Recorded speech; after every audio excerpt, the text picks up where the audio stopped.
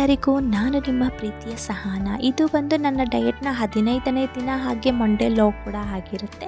So ನಾನಿವತ್ತು morning ಬಿಸಿ ನೀರಿಗೆ ಹಸಿ ಶುಂಠಿನ ತೊಗೊಂಡಿದ್ದೀನಿ. ಸೊ ಡೈಲಿ ವೆರೈಟಿಯಾಗಿ ತೊಗೊಳ್ತೀನಿ. ಯಾರೆಲ್ಲ ನನ್ನ ವಿಡಿಯೋಗಳನ್ನ ಕಂಟಿನ್ಯೂಸ್ ಆಗಿ ನೋಡ್ತಿದ್ದೀರಾ ಅವರಿಗೆ ಗೊತ್ತಾಗಿರುತ್ತೆ. ಇದು ಕೂಡ ಟೇಸ್ಟ್ ತುಂಬ ಚೆನ್ನಾಗಿರುತ್ತೆ ಶುಂಠಿ ನೀರು ತೊಗೊಳೋದಕ್ಕೆ. ಮತ್ತು ಮಾರ್ನಿಂಗ್ ಬ್ರೇಕ್ಫಾಸ್ಟ್ಗೆ ಅಂತ ಹೇಳಿಬಿಟ್ಟು ನಾನಿವತ್ತು ಸ್ಮೂದಿ ಮಾಡ್ಕೊಳ್ತಾ ಇಲ್ಲ. ಡೈಲಿ ಸ್ಮೂದಿನ ತೊಗೊಳ್ಬೇಡಿ ಫ್ರೆಂಡ್ಸ್, ಯಾರು ವೆಯ್ಟ್ ಲಾಸ್ ಮಾಡ್ತೀರೋ 2 ಡೇಸ್ ಒನ್ಸು ಸ್ಮೂದಿನ ತೊಗೊಂಡ್ರೆ ಪ್ರಾಬ್ಲಮ್ ಏನಿಲ್ಲ. ನಾನಿವತ್ತು ಬ್ರೇಕ್ಫಾಸ್ಟಿಗೆ ಅಂತ ಹೇಳಿ 4 ಬಾದಾಮು, ಪಿಸ್ತಾ, ಹಾಗೆ 1 ಕ್ಯಾರೆಟು, 1 ಬೀಟ್ರೂಟು ತೊಗೊಂಡಿದ್ದೀನಿ. ಬೀಟ್ರೂಟ್ ನಾವು ಡೈಲಿ ತಿನ್ನೋದ್ರಿಂದ ಸ್ಕಿನ್ ಕೂಡ ಗ್ಲೋ ಆಗುತ್ತೆ, ಕ್ಯಾರೆಟು ಅಷ್ಟೇ. ಸೊ ನೀವು ಗೂಗಲಲ್ಲಿ ಸರ್ಚ್ ಮಾಡಿದ್ರೆ ಅದ್ರದ್ದು ಏನು ಯೂಸಸ್ ಇದೆ ಅನ್ನೋದು ಕೂಡ ಗೊತ್ತಾಗುತ್ತೆ. ನಾನಿವತ್ತು ಚಪಾತಿಗೆ ಕಾಂಬಿನೇಷನ್ ಆಗಿ ಜವಳಿಕಾಯಿ ಪಲ್ಯನ ಮಾಡೋಣ ಅಂತ ಅಂದ್ಕೊಂಡಿದ್ದೀನಿ. ಜವಳಿಕಾಯಿನ ನಾರ್ಮಲಾಗಿ ಎಷ್ಟು ಉದ್ದಕ್ಕೆ ಬೇಕು ಅಷ್ಟಕ್ಕೆ ಹೆಚ್ಕೊಳ್ಳಿ. ಈಗ ಒಂದು ಜಾರಿಗೆ ನಾವು ಬೆಳ್ಳುಳ್ಳಿ, ಖಾರದ ಪುಡಿ, ಹಾಗೆ ಸ್ವಲ್ಪ ಚಕ್ಕೆ ಪೌಡರು, ಹಾಗೆ ಸ್ವಲ್ಪ ಜೀರಿಗೆ ಪೌಡರು, ಮತ್ತು ಮುಂಚೆನೇ ನಾನು ಶೇಂಗಾ ಬೀಜನ ಹುರಿದು ಸಿಪ್ಪೆ ತೆಗೆದು ಅದನ್ನು ಇದರೊಳಗಡೆ ಆ್ಯಡಪ್ ಮಾಡ್ತಾಯಿದ್ದೀನಿ. ಸೊ ಇದಿಷ್ಟು ಹಾಕಿ ಸ್ವಲ್ಪ ಕಾಯಿ ತುರಿನ ಹಾಕಿಬಿಟ್ಟು ಸ್ವಲ್ಪ ನೀರು ಹಾಕಿ ರುಬ್ಕೊಂಡು ಇಟ್ಕೊಳ್ಬೇಕು. ಮಸಾಲೆ ರೆಡಿಯಾಗಿ ಹೋಗುತ್ತೆ. ನಾನಿಲ್ಲಿ ಹಸಿಯಾಗಿರೋವಂಥ ಮೆಣಸಿನ್ಕಾಯಿನ ಯೂಸ್ ಮಾಡ್ತಿಲ್ಲ, ಖಾರದ ಪುಡಿನ ಹಾಕ್ಕೊಳ್ತಾ ಇದ್ದೀನಿ. ತುಂಬ ಚೆನ್ನಾಗಿರುತ್ತೆ. ಸೊ ನೀವು ಡೈರೆಕ್ಟಾಗಿ ಫ್ರೈ ಮಾಡೋದನ್ನು ನೋಡಿದ್ದೀರಾ, ಜವಳಿಕಾಯಿ ಪಲ್ಯನ ಹಾಗೆ ಬೇಯಿಸ್ಕೊಂಡು ಫ್ರೈ ಮಾಡೋದನ್ನು ನೋಡಿದ್ದೀರಾ. ಬಟ್ ಈ ಥರ ವೆರೈಟಿಯಾಗಿ ಒಮ್ಮೆ ಒಂದ್ಸಲ ಮಾಡಿ ನೋಡಿ ನಿಮ್ಮ ಮನೆಯಲ್ಲಿ, ತುಂಬ ಚೆನ್ನಾಗಿರುತ್ತೆ. ಟೇಸ್ಟ್ ಕೂಡ ಚೆನ್ನಾಗಿರುತ್ತೆ. ಚಪಾತಿಗೆ, ಅನ್ನಕ್ಕೆ ತುಂಬಾ ಕಾಂಬಿನೇಷನ್ ಆಗಿ ಸಖತ್ತಾಗಿರುತ್ತೆ.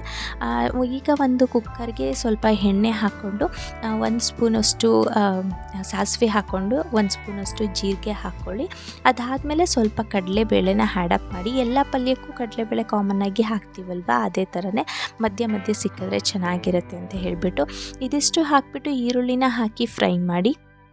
ನೀವಿಲ್ಲಿ ಒಣ ಮೆಣಸಿನ್ಕಾಯಿನೂ ಕೂಡ ಸ್ವಲ್ಪ ಯೂಸ್ ಮಾಡ್ಬೋದು. ಅದು ತೆಗ್ದಿರ್ತಾರೆ ಅಲ್ವಾ, ಸುಮ್ಮನೆ ವೇಸ್ಟ್ ಆಗುತ್ತಲ್ವ, ಹಾಗಾಗಿ ಬೇಡ ಅಂತ ನಾನು ಸ್ಕಿಪ್ ಮಾಡಿದ್ದೀನಿ.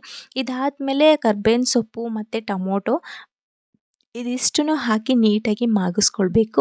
ಈರುಳ್ಳಿ ಮತ್ತು ಟೊಮೊಟೊ ಹಣ್ಣು ನೀಟಾಗಿ ಇನ್ನೂ ಮಾಗಬೇಕು ಅಂತ ಹೇಳಿದ್ರೆ ಉಪ್ಪು ಮತ್ತು ಅರಿಶಿನ ಇಷ್ಟನ್ನು ಕೂಡ ಸೇರಿಸ್ಕೊಳ್ಬೇಕಾಗುತ್ತೆ. ಆಗ ನೀಟಾಗಿ ಮಾಗುತ್ತೆ.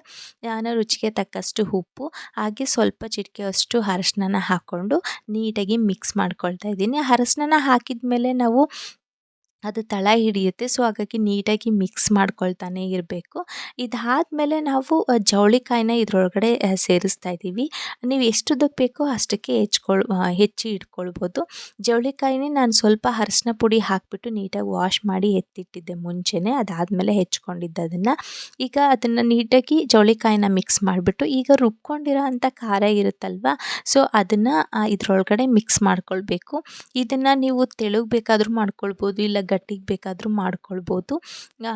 ಅನ್ನಕ್ಕೆ ಮಾಡ್ಕೊಳ್ತೀವಿ ಅನ್ನೋದಾದರೆ ಸ್ವಲ್ಪ ನೀರು ಹಾಕಿಬಿಟ್ಟು ಹೆಚ್ಚಿಸ್ಕೊಂಡು ತೆಳ್ಳಗೆ ಮಾಡ್ಕೊಳ್ಳಿ. ಇಲ್ಲ ಬರೀ ಚಪಾತಿಗೆ ಮಾಡ್ಕೊಳ್ತೀನಿ ಅಂತ ಅನ್ನೋದಾದರೆ ಇಷ್ಟೇ ಗಟ್ಟಿಗಿದ್ದರೆ ಸಾಕು. ಕನ್ಸಿಸ್ಟೆನ್ಸಿ ನೋಡಿಕೊಂಡು, ಆ ಚಪಾತಿಗೆ ತೆಳು ಇದ್ದರೆ ಚೆನ್ನಾಗಿರಲ್ಲ, ಸ್ವಲ್ಪ ಗಟ್ಟಿ ಆಗಿದ್ದರೆ ತುಂಬ ಚೆನ್ನಾಗಿರುತ್ತೆ.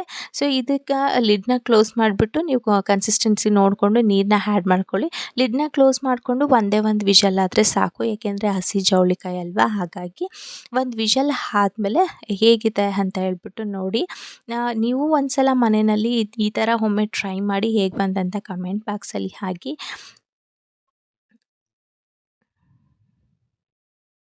ಐ ಹೋಪ್ ಈ ವಿಡಿಯೋ ನಿಮಗೆ ತುಂಬ ಇಷ್ಟ ಆಗಿದೆ ಅಂತ ಅಂದ್ಕೊಳ್ತೀನಿ. ಇದೇ ಥರ ನೆಕ್ಸ್ಟ್ ವಿಡಿಯೋನಲ್ಲಿ ನಾನು ಸಿಗ್ತೀನಿ. ಹಾಗೆ ಯಾರೆಲ್ಲ ನನ್ನ ಚಾನಲ್ಗೆ ಸಬ್ಸ್ಕ್ರೈಬ್ ಆಗಿಲ್ಲ ದಯವಿಟ್ಟು ಸಬ್ಸ್ಕ್ರೈಬ್ ಮಾಡಿ, ಸಪೋರ್ಟ್ ಮಾಡಿ, ಹಾಗೆ ನಿಮ್ಮ ಫ್ರೆಂಡ್ಸ್ಗೂ ಕೂಡ ಶೇರ್ ಮಾಡಿ, ಹಾಗೆ ಲೈಕ್ ಮಾಡಿ ಅಂತ ಹೇಳ್ತಾ ಇದ್ದೀನಿ. ಇದು ರಿಕ್ವೆಸ್ಟ್ ಮಾಡ್ಕೊಳ್ತಾ ಇದ್ದೀನಿ. ಪ್ಲೀಸ್ ಸಪೋರ್ಟ್ ಮಾಡಿ. ನಮಗೂ ಕೂಡ ಎಷ್ಟಾಗುತ್ತೋ ಅಷ್ಟು ನಾನು ಕೂಡ ಮಾಡ್ತಾಯಿದ್ದೀನಿ. ಚಿನಿಮಾ ಇದ್ದಾಳೆ, ಚಿಕ್ಕ ಮಗು ಇದೆ. ಸೊ ಅದನ್ನು ನೋಡಿಕೊಂಡು ನಾನು ಟೈಮ್ ಆದಂಗೆ ವಿಡಿಯೋನ ಹಾಕ್ತಾಯಿದ್ದೀನಿ. ಲೇಟ್ ಆಗ್ತಿದೆ ವಿಡಿಯೋ, ಸೊ ಅದಕ್ಕೆ ಸಾರಿ ನಿಮ್ಮ ಹತ್ರ. ಸೊ ಇದಾಗಿತ್ತು ನಾನು ಇವತ್ತಿನ ಡಯಟ್ ಪ್ಲ್ಯಾನ್. ಐ ಹೋಪ್ ಇಷ್ಟ ಆಗಿದೆ ಅಂತ ಅಂದ್ಕೊಳ್ತೀನಿ. Thanks for watching. ಇದೇ ಥರ ಸಪೋರ್ಟ್ ಮಾಡ್ತಾಯಿರಿ. ನೆಕ್ಸ್ಟ್ ವಿಡಿಯೋಗೆ ವೆಯ್ಟ್ ಮಾಡಿ. Thank you.